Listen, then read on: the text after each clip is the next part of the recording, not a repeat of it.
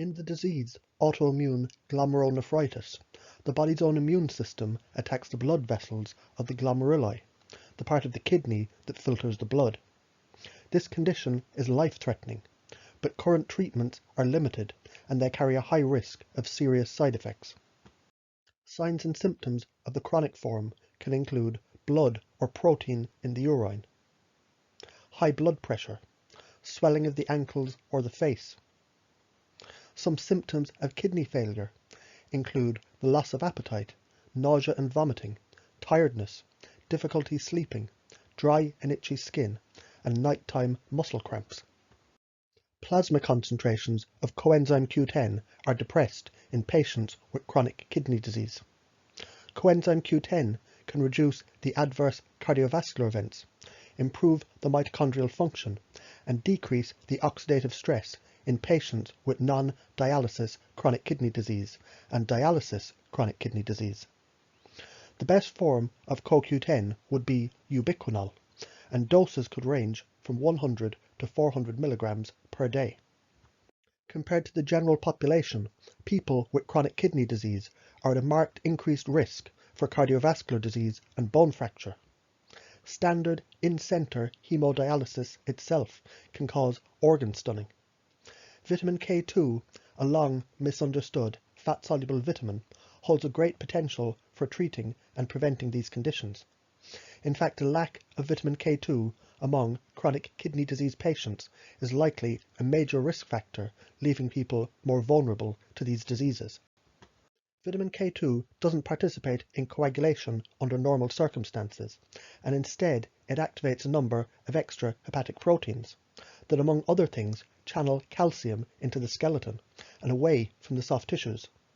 For this reason, vitamin K2 plays newly recognized pivotal roles in building bone density and reducing the arterial calcification and the cardiovascular mortality. These are major health concerns for chronic kidney disease. Vitamin K2 also activates other proteins that influence cell growth regulation, making it a key player in cancer prevention and even treatment. For best results, take vitamin K2 in the form of MK7 at doses of 100 to 300 micrograms per day. Asymmetric dimethylarginine, an endogenous nitric oxide synthase inhibitor, is related with impaired endothelial function and poor outcomes in chronic kidney disease. In addition, oxidative stress and inflammation are also a common problem in chronic kidney disease patients, and both have an important role in the development and the progression of atherosclerosis and increased cardiovascular events in the chronic kidney disease. Ascorbic acid can be a promising agent in the chronic kidney disease for improving the outcome by decreasing the oxidative stress and the asymmetric dimethylarginine levels. You could check out my other videos on autoimmune disease, on antioxidants and inflammation for more ways to help to improve your health. For the vitamin C, one of the best forms would be liposomal vitamin C. You could check out my video on how to make this easily at home. The next best form of vitamin C would be a non-acidic pH-buffered vitamin C. This could be enhanced by taking it with bioflavonoids such as quercetin. Vitamin D presents a plethora of different functions, and it goes beyond its role in skeletal homeostasis. It's an efficient endocrine regulator of the renin-angiotensin-aldosterone system and erythropoiesis. It exerts immunomodulatory effects, reduces the cardiovascular events and all-cause mortality. In chronic kidney disease patients, vitamin D function is impaired. The renal hydrolyzation of its inactive form by the action of 1-alpha hydroxylase declines at the same pace of the reduced nephron mass in the glomerulonephritis. Vitamin D supplementation was demonstrated to significantly reduce proteinuria and to slow kidney disease progression. It also has potent anti-proliferative and immunomodulating functions, contributing to the inhibition of the kidney inflammation. Cross-sectional studies of children with prevalent nephrotic syndrome have shown 25 vitamin D deficiency rates of 20 to 100%. you should get a 25-hydroxy vitamin D blood test and then supplement accordingly with vitamin D3 to help to correct any deficiency. Kidney disease has a link to insomnia. Kidney patients tend to be night owls and they have irregular or late sleep cycle. There's a connection with insomnia noted in traditional Chinese medicine. Large population studies found those who sleep less than 5 hours are more likely to develop proteinuria. Kidney patients may have low levels of the sleep hormone melatonin. Melatonin is a peptide hormone and it's made from albumin. Albumin is the protein leaking out in the urine. Melatonin peaks between 10 p.m. and 12 midnight. It's difficult to test blood levels, but it's often inferred with sleep trouble. We make less melatonin as we age. The kidneys are built to respond to sleep hormone. Melatonin receptors are found in many different organs of the body, including the kidneys, suggesting sleep is restorative on many levels. The use of melatonin improved proteinuria in animal models. Effects of melatonin are attributed to the antioxidant properties and the immune modulation. Melatonin has been characterized as an immune stimulant, but also it helps reduce inflammation and helps autoimmune conditions. You could check out my videos on herbs to help you sleep, or my big review video on melatonin for more information. Cordyceps mushroom has been used throughout history in traditional Chinese medicine for kidney disease. It's a source in nature of the prescription medication cyclosporin. In animal models, it shows less fibrosis and sclerosis of the kidney. There's improvements in serum creatinine and BUN levels, and reduced proteinuria. Cordyceps mushroom has been researched to help with immunoglobulin nephropathy, membranous glomerulonephritis, diabetic nephropathy, lupus nephritis, and kidney transplant health. The efficacy of the reishi mushroom is attributed to both the immune modulation and the effects on the endothelial tissue or the lining of the membrane. Reishi makes the kidney less permeable to help proteinuria and help to stop erosion of the outer membrane of the nephron. Further study of reishi mushrooms shows unique compounds, ligziols, isolated from the reishi, inhibit the phosphorylation in rat renal proximal tubular cells and decrease inflammation in the mesangium of the glomerulus. Varying components of the reishi mushroom have different roles in modifying the immune response. The reishi mushroom inhibited oxidative damage and apoptosis or cell death in cultured kidney cells. The temperature in traditional Chinese medicine. Chronically low body temperature is common with nephrotic syndrome. Traditional Chinese medicine characterizes nephrotic syndrome as an internal cold and damp. There can be dysfunction of the thyroid, and it's often observed with nephrotic syndrome. This is particularly important to address in growing children, as the thyroid is involved with growth and development. Changes in the thyroid status with the kidney patients are well established. There can be changes in thyroid hormone profile in children with nephrotic syndrome. Autoimmune thyroiditis in an infant can masquerade as congenital nephrotic syndrome. Nephrotic syndrome increases the need for levothyroxine replacement therapy in patients who have hypothyroidism. Why does nephrotic syndrome affect the level of thyroid hormones? Active thyroid hormones can be lost in the urine along with albumin. Thyroid hormone is made from albumin, the protein that's leaking out. Low T3 and T4 is common.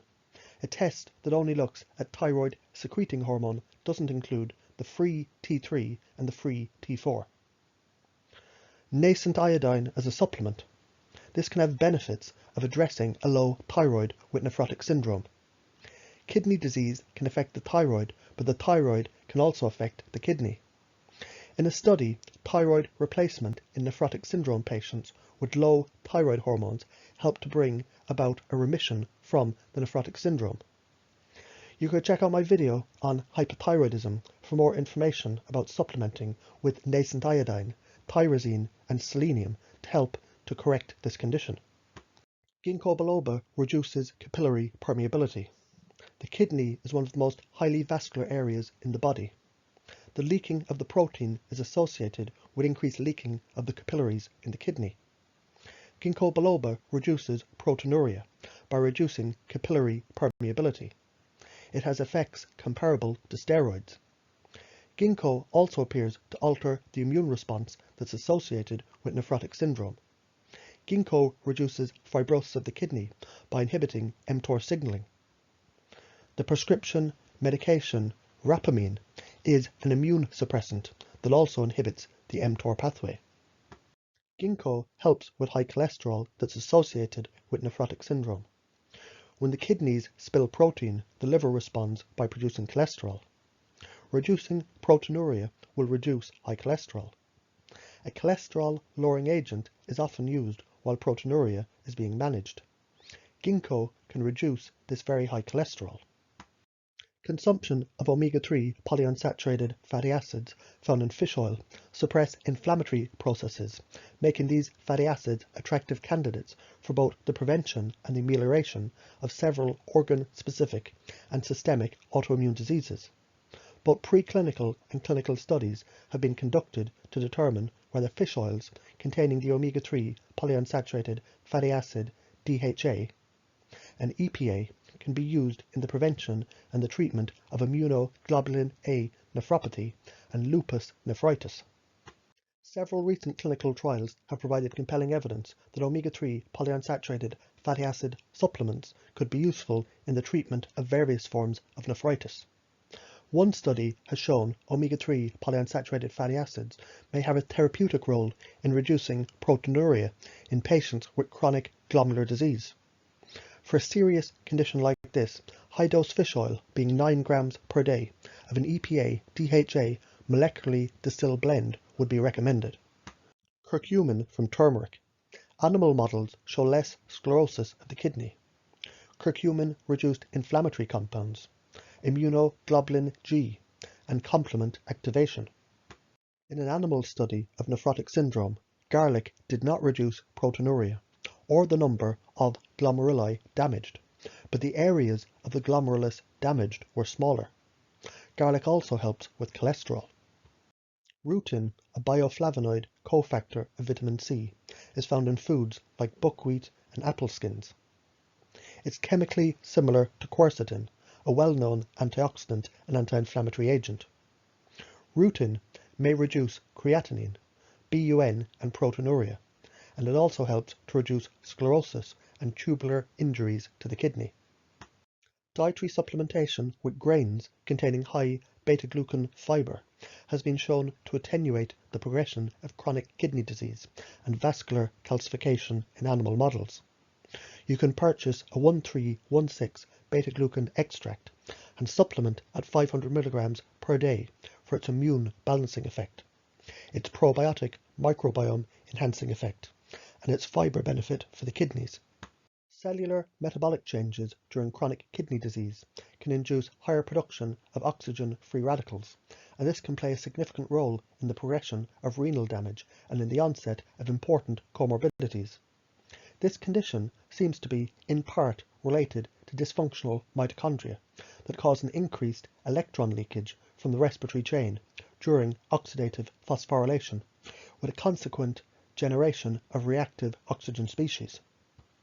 Reactive oxygen species are highly active molecules, and they can oxidize proteins, lipids, and nucleic acids with a consequent damage of the cells in the tissue.